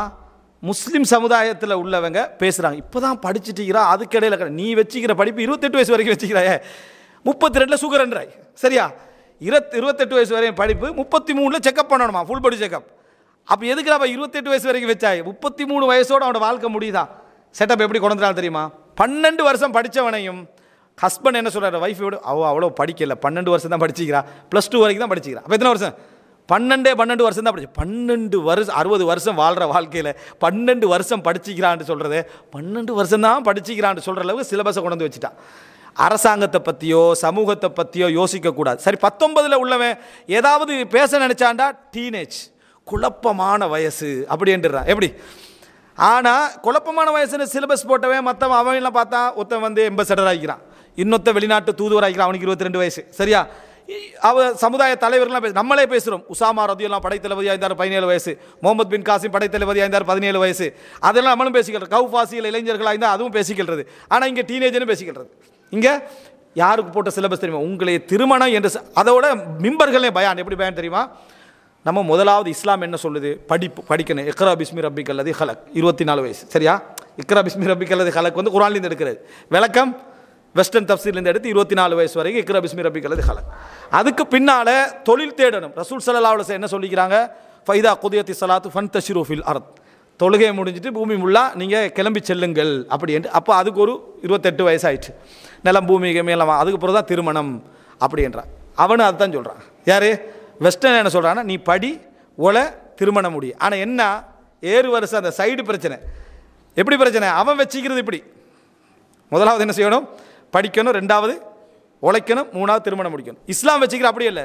உழைப்பு, படிப்பு, திருமணம், 3 ரோடு. எதுக்கு பிளாக் ஆகாது. நீ முடிக்கிற டைமில் முடி, படிச்சுக்கிற டைமில் படி, உழைக்கிற டைமில் உழை. இந்த 3 போகட்டும். இதுக்கு அடுத்ததுன்னு வைக்கலை. ஆனால் 3 இஸ்லாத்துலேருந்து எடுத்து அவன் போடுற ரோட்டில் வைக்கிறது. நம்மட கார் அவன் போடுற ரோடு, நம்மட ஐடியா அவன் போடுற சிஸ்டம். அது நான் அடிக்கடி சொல்கிறது தான். நம்மளோட லேப்டாப் மாதிரி, நம்மளோட கம்ப்யூட்டர் மாதிரி, விண்டோஸ், லினக்ஸ், யூனிக்ஸ் எல்லாம் நம்மளோட சப்ஜெக்ட், பயோஸ் எல்லாம் அவனோட சப்ஜெக்ட். சரியா? நீ வேண்டிய போட்டு விண்டோஸ் அது இஸ்லாம், யூனிக்ஸை போட்டுக்க அது பௌத்தம், விளங்கிட்டா? இந்துவை போட்டுக்க. சிஸ்டம் நம்மளோட பயோஸ் நம்மளே ஆகி நம்ம சொல்கிற மாதிரி தான் ஸ்டார்ட் ஆகும், நம்ம சொல்கிற மாதிரி தான் ஆஃப் ஆகணும். மற்றபடி சிஸ்டம்லாம் உனக்கு இஸ்லாம், குர்ஆன் ஹதீஸ் தான். குர்ஆன் ஹதீஸை வைக்கிற மேசை நம்மளை, வைக்கிற பேக் நம்மளை, போகிற ரூட் நம்மளை, நீ எல்லாமே நோண்டது அவனோட உரிமை தான். அதனால தான் அவனே வந்து என்ன செய்கிறான்டா, அபாயா. இப்போ நம்ம நாடுகளில் தானே இந்த பிரச்சனை, அபாயா போடுறதா இல்லையா பிரச்சனை. ஸ்கூல் நம்ம நாளாக அதிகம், வெஸ்டர்ன் வேர்ல்டில் அது இல்லை. அதுக்கான நீ போடு, உனக்கான முழு உரிமை வழங்கப்படுகிறது. அவன் சொல்கிறான் அந்த பிரச்சனைக்கு நாங்கள் வர மாட்டோம், நீ அதை போட்டுக்க போடாமல், அதை பற்றி பிரச்சனையே இல்லை. சிலபஸ் நான் தாரது, சிலபஸ் நான் தாரதுன்றா. இந்த சிந்தனை போக்கு அப்படியே வந்துச்சுன்னு வைங்களேன், பொருளாதார அச்சம் அப்படியே வந்துச்சுன்னு வைங்களேன், திருமணம் முடிக்கிறதுல அவன் பயப்படுவான். யார் யாரெல்லாம் திருமணத்தை பொருளாதாரத்தால் பெரிதாக காட்டுகிறார்களோ அவர்கள் எல்லாம் இந்த குற்றத்துக்குள்ளே வருவாங்க. அவனை அந்த குற்றத்துக்குள்ளே வைக்கிறான். அதை எப்படி கொண்டு வரான்னா, இன்னும் கொஞ்ச நாளில் பிரசவத்தை நீ ஸ்கூலில் தான் பார்க்கணும் லெவலுக்கு கொண்டு வந்துட்டான். எப்படி கொண்டு வர? பிரசவம் எங்கே? அது டெலிவரி போகிற ஸ்கூலில் தான். ஏன் 2.5 வயசில் பிள்ளைய கொண்டு ஸ்கூலில் சேர்த்துடணும். 2.5 வயசில் சேர்த்துடணும். அப்போ நீங்கள் 2.5 வயசில் இன்னும் 2.5 வருஷம் தான் டைம் விளக்கிட்டா. இப்போ கொண்டு வந்து 2.5 வருஷத்துக்கு கொண்டு வந்துட்டான். அடுத்த 2 வருஷம் பண்ணுவான். அப்புறம் 1 வயசுலேயே படிப்பிக்க. இப்போ வயிற்றுக்குள்ளேயே கொஞ்சம் பேர் படிப்பிக்கிறாங்களே. வயிற்றுக்குள்ளேருந்து பேசணுமா அந்த பிள்ளையோட, என்ன நீ வந்து மெட்ஸில் அப்படி வரணும், இப்படி வரணும், அப்படி யூதர்கள் எப்படி படிப்பிக்கிறாங்க. யார் சொன்ன யூதர் காட்டுங்க, ஒரு உண்மையான ஒரு ஆராய்ச்சியை நீங்கள் காட்டுவா. யூதர்கள் அப்படி சொன்னாங்கண்டு யூதர்களோட வரலாற்றிலேயே கொஞ்சம் காட்டுங்க பாப்போம். அஹ்ரஜக்கும் மின் புத்தூனி உம்மஹாத்திக்கும் லா தஅலமூன ஷைஆ. உங்களோட தாய்மாருடைய வயிற்றிலிருந்து உங்களுக்கு எந்த ஒரு அறிவில்லாத வண்ணம் உங்களை வெளியெடுக்கிறோம். நாங்கள் வெளியே பேசுகிறதெல்லாம் புள்ள வயிற்றுக்குள்ளே கேட்டால் நல்ல புள்ளையாவா வெளியே வரும்? நினச்சி பாருங்கள். நீங்கள் பேசுகிற மட்டுமா கேட்கும்? சரியா? நீங்கள் இன்ஜினியர் ஆகிறோம், டாக்டர், அது மட்டுமா அந்த புள்ள கேட்கும்? கேட்குமெண்டா எல்லாத்தையும் கேட்குமா இல்லையா? சரியா? அப்போ எல்லாத்தையும் கேட்டால் புள்ள எப்படி வெளியே வரக்குள்ளே ஆக கெட்டவனா தானே வெளியே வருவான். சரியா? நம்ம என்னடா இப்படி பேசுகிறீங்க வெளியே இருந்து அப்படின்னு இல்லை. அந்த அளவுக்கு பேச்சு பேசுகிறோம். புள்ள அதெல்லாம் கேட்டு நல்ல பிள்ளையாக வரணும், பிள்ளையோட பேசணுமா, கம்யூனிகேட் பண்ணணுமா. நினச்சி பாருங்கள். தாய்மார்கள் வாட்ஸ்அப்பில் அது இதிலெல்லாம் பேசுகிறதெல்லாம் புள்ள கேட்டா. சரியா? அவங்க பகிர்ந்து கொள்வதெல்லாம் புள்ள கேட்டுட்டு தான் வெளியே வந்தேன். நல்ல பிள்ளையா வெளியே வருமா நான் நினைக்கிறேன். இப்போ இது யாரோ போட்டதை பேசுகிறாங்க. சலான் சொல்லிட்டு போகிறாங்க, சலான் சொல்லிட்டு வராங்க. நீ வந்து ஒரு ஹாஃபிலாக வரணும், அப்படியா அப்படியெல்லாம் சொல்லிக்கிட்டு போகிற. யாரோ போட்ட கதை எப்படி நம்பி எப்படி நீங்கள் புள்ளையோட பேசுகிறீங்களே, மெட்ஸ் படித்து கொடுக்குறீங்களே, புள்ள பிறக்கவே இல்லை, மெட்ஸ் படித்து கொடுக்குறீங்களேன்னு பேசுகிறான். எப்படிப்பட்ட சிந்தனை நம்மளுக்கு உள்ளாக்கிக்கிறான். அப்போ நான் சொல்கிறேன், அப்படி ஏற்றுக்குங்க. அப்படின்னா நம்ம பேசுகிறதெல்லாம் புள்ள கேட்குது கிட்டேன்னு சொன்னால் என்னென்ன டேஞ்சரான விளைவுகள்லாம் வரும்னு நினச்சி பாருங்க. அல்லது குறிப்பிட்டது மட்டும் கேட்கறதுக்கு பிள்ளைக்கு அறிவியா? புள்ள வந்து சில விஷயங்கள் விஞ்ஞானம் சொல்லுது, நம்ம தேடி பார்த்த அளவில் விஞ்ஞானம் சொல்லுது என்னென்னா, சில சவுண்டுக்கு ரியாக்ட் பண்ணும். சரியா? அந்த சவுண்டுக்கு ரியாக்ஷன் மட்டும்தான் சொல்லப்படுதே தவிர நீ போடுற விஷயத்தை கிரகித்து பதியக்கூடிய அமைப்பிலானதோ அல்லது அது அறிவாக மிளிரும் என்ற அந்த தகவலோ எங்கேயுமே என்ன இல்லை. இப்போ இவன் என்ன ஏதாவது கருத்தை பதியணும்னா யூதன் செய்கிறான்னு சொல்லிடணும், உடனே ஃபாலோ பண்ணிடுறது. சரியா? இஸ்ரேலில் யூதர்கள் எப்படி வளர்க்கிறார்கள் தெரியுமா? அதோட இவன் என்ன பார்த்தீங்களா யூதர்கள் வளர்க்குறாங்கன்னு அதோட சேர்த்துடுறது. மேற்கத்திய உலகத்தில் எப்படி செய்கிறாங்க தெரியுமானா சேர்த்துடுறது. ரசூல் ஸல்லல்லாஹு அலைஹி வஸல்லம் சொல்லிக்கிறாங்க, சஹாபாக்கள் சொல்லி 14ஆம் நூற்றாண்டுடைய காலப்பகுதியை பொறுத்த வரைக்கும் இந்த நூற்றாண்டுக்கு என்னது செட் ஆகுது இல்லைன்ற இப்படி பேசுகிறாங்க. எந்த மாதிரியான ஒரு மைண்ட் செட்டை கொண்டு வந்து வச்சுக்கிறான்னு பாருங்கள். இந்த பொருளாதார அச்சமூட்டல் கல்வியூடாக வைக்கப்படுகிறது. அந்த புள்ளைக்கான செலவு இன்வெஸ்ட்மெண்ட் மாதிரி அந்த பிள்ளைக்கான, அதாவது இது வந்து நான் பெற்றோர்களை குறை சொல்லலை, சமூகத்தில் சிஸ்டத்தில் அப்படி எல்லாரும் ஆக்கப்பட்டிருக்கிறோம். நம்மளும் தான், எல்லாரும் அந்த இதுக்கு உள்வாங்கப்பட்டுட்டோம். அப்போ அட்லீஸ்ட் நம்ம சாகத்தான் போகிறோன்னு விளங்கி சாகணுமா இல்லையா? அதாவது நம்மளோட சிஸ்டம் வந்து தற்கொலை தான், அதாவது அறிவியல் தற்கொலை தான் நடக்க போகுது. ஆனால் நமக்கு தற்கொலை தான் நடக்க போன்ற விளக்கமாக இருந்தால் கொஞ்சம் தைரியமாக போகலாமா இல்லையா? விளக்கம் இல்லாமல் இந்த சமுதாயத்துடைய பாதை என்ன செய்கிறது? போய்கொண்டிருக்கிறது. சந்தேகமே கிடையாது. அந்த அடிப்படையில் தான் போய்கொண்டிருக்கிறது. எனவே அன்புள்ள சகோதரர்களே, சகோதரிகளே, ஆள் மனதில் பதிய வைத்துக் கொள்ளுங்கள். நமது சிலபஸின் ஊடாக நமது கல்வி செலவு பொருளாதாரம் என்ற அதன் ஊடாக அச்சமுறுத்தப்படுகிறது.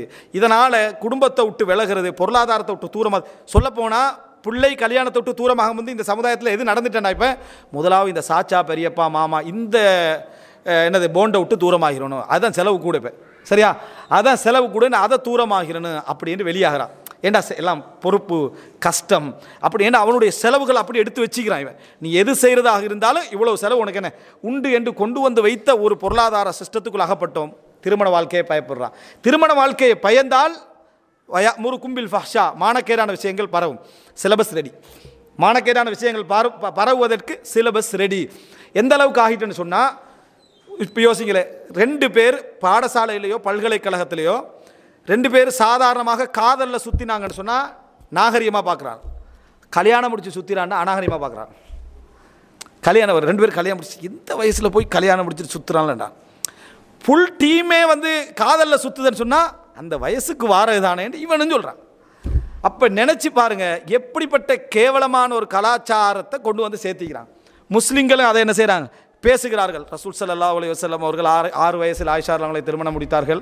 9 வயசில் குடும்ப வாழ்க்கையில் ஈடுபட்டார்கள். அதுக்கு பிறகு வாழ்க்கை போச்சுன்னா கஷ்டப்பட்டு விளக்கம் கொடுக்குறாங்க. இந்த ஹதீஸ் அறிவிப்பால் வரிசையில் ஏதாவது பிரச்சனை எழுக்குதா, ஏதாவது இமாம்கள் இதை பற்றி என்ன சொல்லிக்கிறான், அன்றைய கால சூழ்நிலை அப்படி. அமெரிக்காலே 12 வயசில் முடிக்கலாம் என்று சொன்னதுக்கு பிறகு கொஞ்சம் ஆறுதல் இவனுக்கு. அமெரிக்காலேயே 12 வயசு வச்சு நம்ம குர்ஆன் ஹதீஸ் அங்கே தானே. அப்போ நம்முடைய இமாம் அமெரிக்காவே சொல்லிக்கிறாரு. அதனால் வந்து நம்ம இந்த விஷயத்தில் கொஞ்சம் இறங்கிடுறான். நீங்கள் சொல்லி பாருங்க, எந்த ஒரு குர்ஆன் ஹதீஸில் ஒரு கருத்து சொல்லுங்கள். தடுமாறுவான். அந்த டைமில் நீங்கள் ஒரு ஆய்வை முன்னுக்கு வைங்க அவனுக்கு. அமெரிக்காவில், கனடா, சைனா போன்ற நாடுகளும் இதை எப்படி செஞ்சுட்டு இன்னும் கொஞ்சம் அப்படின்னா கொஞ்சம் அறிவியல் பரவாயில்ல அப்படின்ற மாதிரி இடத்துக்கு வரான். அறிவு தோல்வி வழங்குதா இல்லையா? அவன் இன்னும் அந்த சட்டமெல்லாம் கொண்டு வரல. உலகத்திலே மூட நம்பிக்கை கூட உள்ள நாட்டு பட்டியலில் 2வது 3வது வர அமெரிக்கா. சரியா? அந்த லிஸ்ட் அவன் இதை மாறலை. ஆனால் இவனுடைய மைண்டு செட்டில் அப்படி பதிய வச்ச உடனே எல்லாமே தலைகீழாக மாறக்கூடிய இடத்துக்கு பார்க்குறோம். அன்புள்ள சகோதரர்களே, இந்த ஒவ்வொரு பிரச்சனைக்கும் சபர் செஞ்சீங்கன்னா அல்லாஹ்வுடைய ஃபித்ராவுக்கு நீங்கள் உதவி செய்கிறீங்க, அல்லாஹ்வுடைய இயற்கைக்கு உதவி செய்கிறீங்க, ஒழுக்கங்கெட்ட நாகரிகத்துக்கு எதிராக நீங்கள் உதவி செய்கிறீங்க, குடும்பத்துக்கு நீங்கள் ஒன்றை கொடுக்குறீங்கன்னா அல்லாஹ்வுடைய அந்த ஏன் சிலத்துல் அர்ஹாம் அப்படி வைக்கப்பட்டீங்க, இரத்த உறவுகள் என்ற பலத்தை அல்லாஹ் அப்படி வச்சுக்கிறான். அதால் அல்லாஹ் தஆலா காஃபிராக இருந்தாலும் கொடுப்பான். சிலத்துல் அர்ஹாம் என்றதில் இரத்த உறவுகளை சேர்ந்து நடக்கிறது, ஒரு காஃபிர் சேர்ந்து நடந்தாலும் அவனுக்கு அல்லாஹ் என்ன செய்வான்? கொடுத்துக்கிட்டு தான் இருப்பான். ஏன்? அவனுடைய இயற்கையோடு அவன் இருக்கிறான், அவனுடைய இயற்கையோடு இருக்கிறான். அப்போ அந்த மைண்ட் செட்டு நமக்கு வரணும். குடும்பம் என்ற பார்வையை பொறுத்த வரைக்கும் உலக நிர்வாகத்திற்கு, உலகத்துடைய பொருளாதார வளர்ச்சிக்கு உதவணும். அந்த பொருளாதார வளர்ச்சி திருமண வாழ்க்கைக்கு எதிராக என்ன செய்யக்கூடாது, இருந்துடக்கூடாது. அடுத்தது இன்றைய அதாவது பாடத்திட்டங்கள், சொல்லப்போனால் செக்யூரிட்டி, ஒரு சமுதாயத்துடைய செக்யூரிட்டி பாதுகாப்புக்கு இது முக்கியம். அதாவது ஒரு 50 வயதுக்கு பின்னால் ஒரு இதை நம்ம இங்கே விரிவாக பேசல, டைம் முடியுது.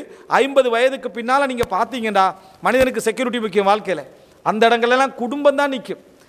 குடும்பம் என்கின்ற ஒன்று இல்லைன்னா அவன் ரெடி பண்ணி வச்சுக்கிறான் சிலபஸை, முதியோர் இல்லம் என்று சொல்லி. சரியா? அங்கே போ, உனக்கு என்னென்ன ஐக்கலாம் அவன் ரெடி பண்ணி தான் வச்சுக்கிறான். அதே போல் பிள்ளைகளை கொடுக்கறதுக்கு இடம் ரெடி பண்ணி வச்சுக்கிறான். எல்லாத்துக்கும் அவன் ரெடி பண்ணி வச்சுட்டு சிஸ்டம் ரெடி என்றான். நீ இப்போ குரங்காகிறதான் வேலை எந்த அதில் தான் அவன் கொண்டு வந்துட்டு இருக்கிறான். அடுத்தது இன்னொன்று புரிஞ்சுக்கணும். 4வது ஒழுக்கம். இந்த திருமண வாழ்க்கை எவ்வளோ தூரமாகுதோ ஒழுக்கக்கேடு அவ்வளோக்கு என்ன செய்யும், வளர்ந்து கொண்டே வரும். இதுதான் இஸ்லாத்துடைய சுருக்கமான, நிறைய சொல்லலாம், சுருக்கமான ஒரு குடும்ப பார்வை. இந்த குடும்பம் என்பதன் ஊடாக நாம் அல்லாஹ்வுடைய ஒரு சுன்னத்தை வாழ வச்சு கொண்டிருக்கிறோம் இந்த உலகத்தில். இந்த சப்ஜெக்டில் நம்ம மிக கவனமாக இருக்க வேண்டும். தலாக்கு நடக்குதோ நிக்காக நடக்குதோ, தலாக் சரியா பிழையாண்ட வழக்குகள் வேறு. ஆனால் ஒரு காலம் வரும் பாருங்க, தலாக் நடந்தால் சந்தோஷப்படுவோம். ஏன் தெரியுமா? கல்யாணம் நடந்திக்கிறேன் கன்ஃபார்ம் ஆகுது, தலாக் நடந்தால் சந்தோஷம். திருமணம் என்பதே புறக்கணிக்கப்படுகின்ற ஒரு காலம் வரும். திருமணத்தையே ஒரு அவமானமாக பார்க்குற ஒரு காலம் ஒன்று வரும். திருமணத்தை பிற்படுத்துகிற ரெஸ்பெக்ட்னு சொல்லக்கூடிய காலம் வரும். இப்போ 10லேருந்து எப்படி 20 கொண்டு வந்து வச்சுட்டானோ, 20 30 கொண்டு வந்து வைக்கிறதுக்கு வந்துட்டா தானே. இப்போ ஒரு 28 29 கொண்டு வந்துட்டான், 30 35 கொண்டு போகிற காலம் ஒன்று வரும்.